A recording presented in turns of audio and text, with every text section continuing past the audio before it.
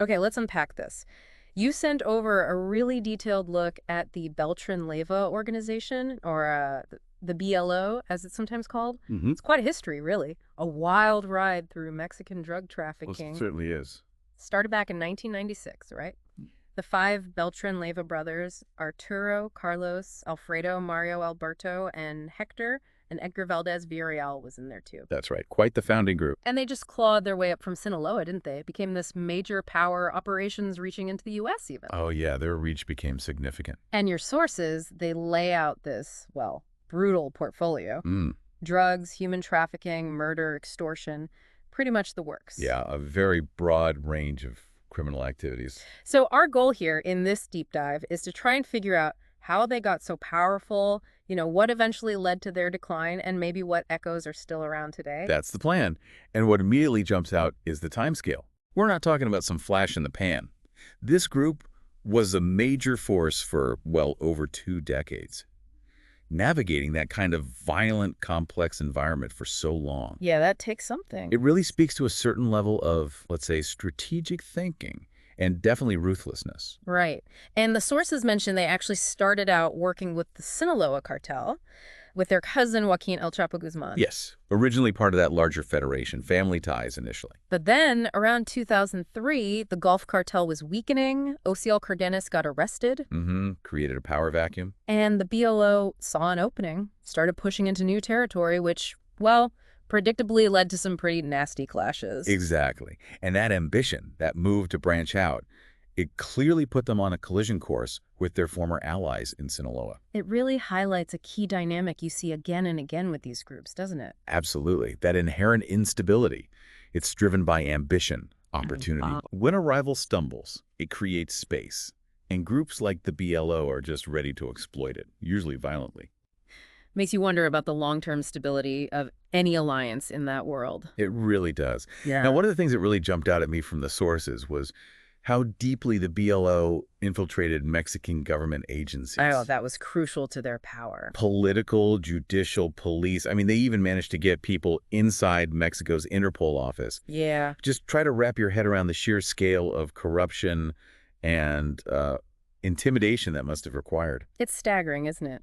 And that access gave them classified information on anti-drug operations. A massive, massive advantage. It really makes you think about the challenge of fighting organized crime, doesn't it? Yeah. It's not just about seizing drugs or making arrests. Exactly. It's about dismantling this whole shadow network of influence that can just completely undermine law enforcement governance. Yeah. That deep penetration wasn't just about getting a heads up on raids. It was about actively shaping the operational environment to benefit them. So the timeline itself, 1996 to roughly 2017, covers this huge period of upheaval in Mexico's drug landscape. A very turbulent time. Your overview details their long list of crimes, the territories they controlled across Mexico, parts of the U.S., and this really complex web of allies and rivals. Los Zetas, the Juarez cartel, and then, of course, the big falling out with the Sinaloa cartel later on. It paints a picture of an incredibly adaptable organization.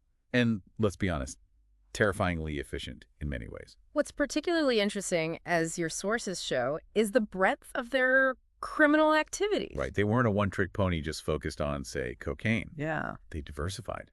Human smuggling, extortion rackets, Yeah. and then laundering all that money through businesses that look legitimate. That diversification probably gave them some resilience, multiple ways to make money. Almost certainly. Kept the cash flowing, even if one avenue faced disruption. Okay, so a major turning point seems to be the arrest of Alfredo Beltrán Leyva, El Machomo, right? The Desert Ant, January 2008.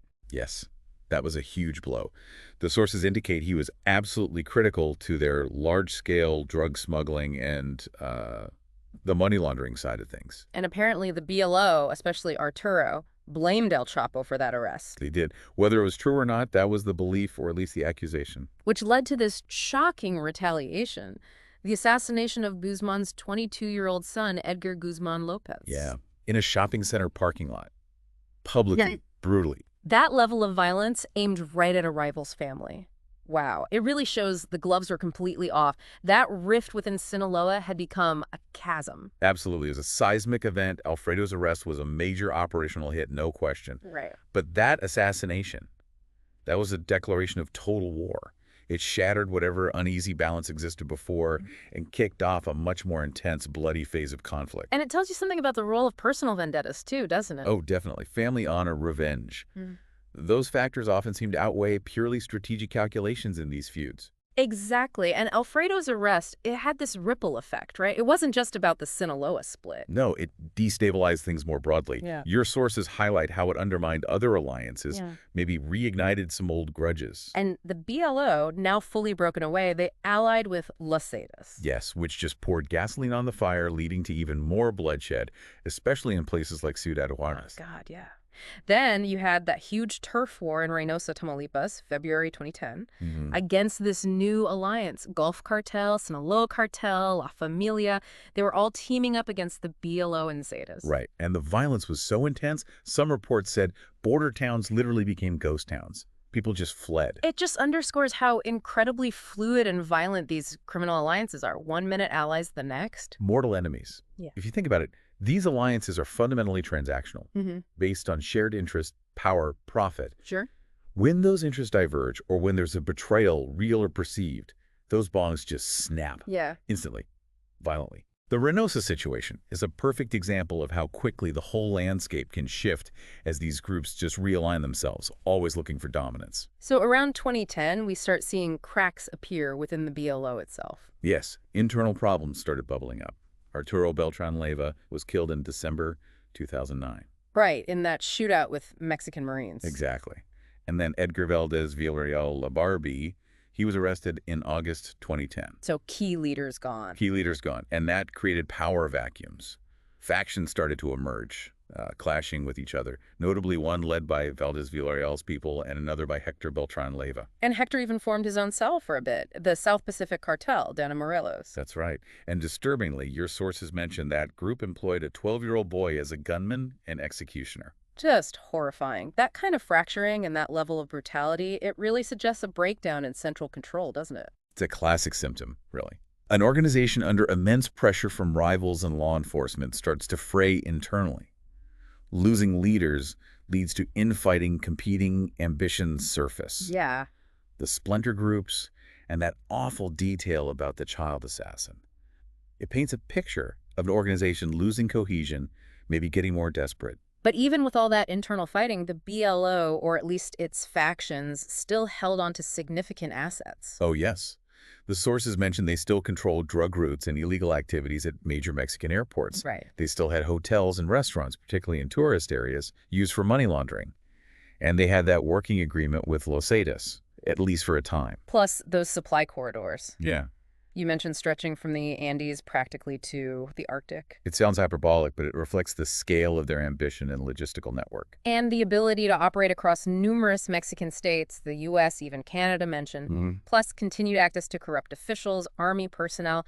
That's still a very sophisticated, entrenched operation, even if it's fracturing. It's quite staggering when you step back and look at the sheer scale of that network. Yeah. This wasn't just some local gang. International reach, complex logistics, corrupting institutions at multiple levels. Maintaining that requires immense resources, planning, and, well, a lot of violence and intimidation.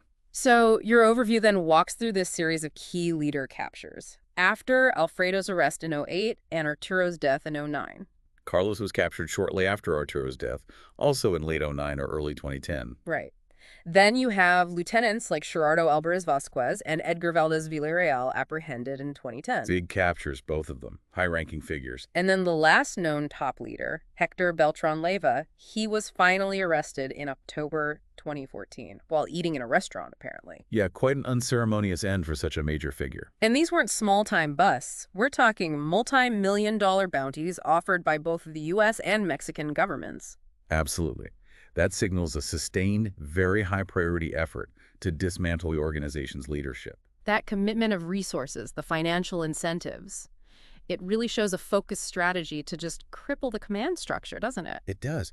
Taking out the leadership one by one is a classic decapitation strategy against these kinds of hierarchical organizations. Now, interestingly, even though authorities declared the cartel basically disbanded, extinct even, after the August 2011 capture of Oscar Osvaldo Garcia Montoya El Campallito. They described him as the last Beltrán-Leyva link of any importance. Right.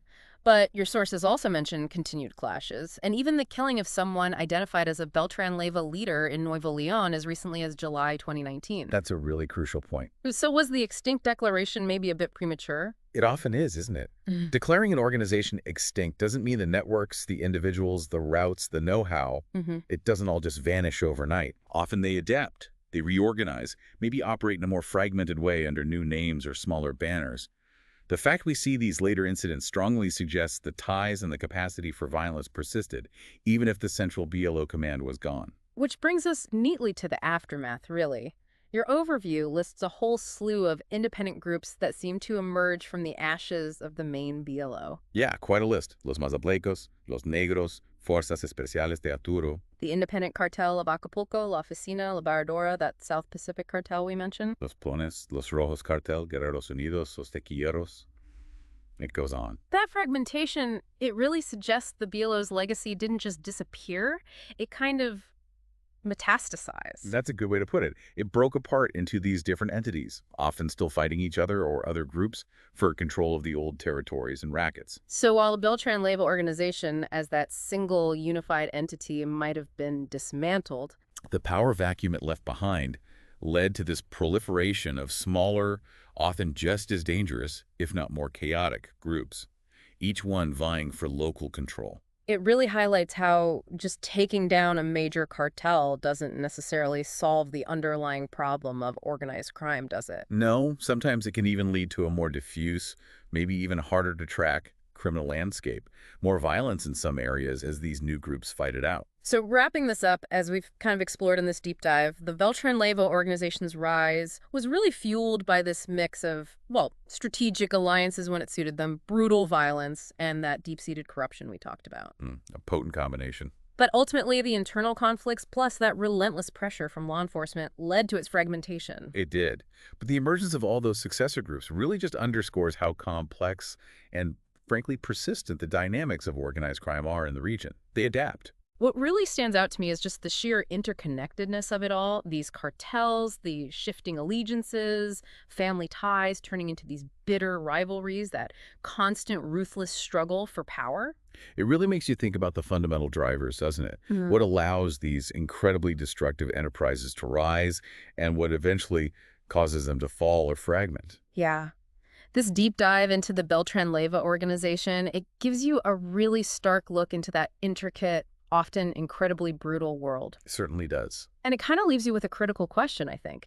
Even when major organizations are dismantled, like the BLO arguably was, what are the long-term strategies really needed to address the root causes?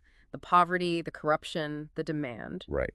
How do you tackle the underlying issues that allow organized crime to flourish and perpetuate the violence? Exactly. It's definitely something to consider, something to mull over as you process everything we've unpacked today.